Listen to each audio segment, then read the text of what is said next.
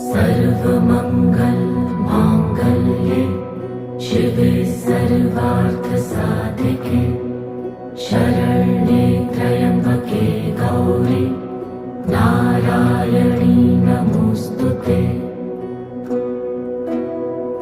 या देवी सर्वभूतेषु विष्णुमायेति शक्तिता नमस्तस्यै नमस्तस्यै नमस्तस्यै नमो नमः।